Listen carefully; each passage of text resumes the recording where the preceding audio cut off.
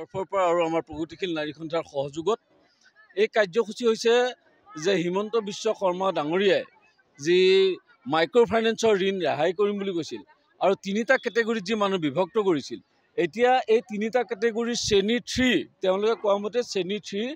এতিয়া NOC প্ৰদান কৰিব লাগে আৰু আমি প্ৰায় 12,000 মহিলাৰ মাজত সমীক্ষা কৰি দেখিছোঁ যে 12,000 মহিলাৰ মাজত সমীক্ষা কৰি দেখিছোঁ 8,000 মহিলাই 9,000 মহিলাই এতিয়ালৈকে ঋণগ্ৰস্ত হৈ আছে আৰু তেওঁলোকৰ মাজত মাত্ৰ 72গৰাকী মহিলাই NOC পাইছে এতিয়া কথা হ'ল যে এই NOCৰ যিটো সামুকীয়া গতি কৰিছে এই সামুকীয়া গতিৰ ফলস্বৰূপে আজি এই ঋণগ্ৰস্ত মানুহসকলৰ মূলধনতকৈ চক্ৰবৃদ্ধি সূত্ৰত আজি তেওঁলোকৰ ধন বাঢ়ি গৈছে আৰু ইয়াৰ লগে লগে হৈছে কি যে তলত এছাম দালাল চক্ৰ গঢ়ি উঠিছে যি NOC নামত এই দুৰ্ভগীয়া মহিলাসকলৰ পৰা প্ৰপত্ৰৰ নামত তেওঁলোকে ধন সংগ্ৰহৰ এটা ৰাস্তা উলিয়াই লৈছে আৰু ইয়াৰ লগে লগে যি আজি লাখপতি বাইদেউ আঁচনি দিছে এই লাখপতি বাইদেউ আঁচনিটো দেখা যাব যে যিসকল মহিলাই NOC পোৱা নাই যিসকল মহিলাই ঋণগ্ৰস্ত হৈ আছে NPA হৈ আছে তেওঁলোকৰ চিভিল বেয়া আৰু চিভিল বেয়াৰ নামত হিমন্ত বিশ্ব শৰ্মা চৰকাৰ ডাঙৰীয়াই যি লাখপতি বাইদেউ আঁচনি দিছে এই লাখপতি বাইদেউ আঁচনিৰ পৰা বহু মহিলা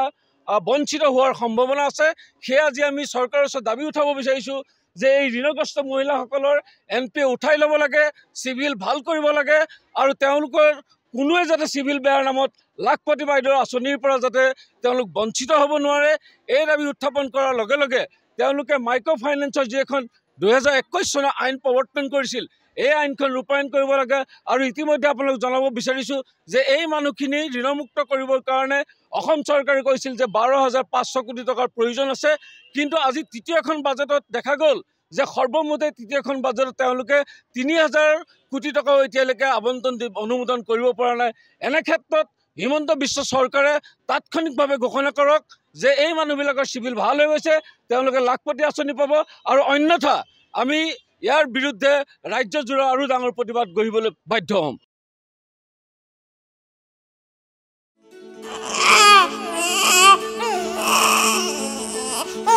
অভিনন্দন আপোনাৰ এজনী ছোৱালী জন্ম হৈছে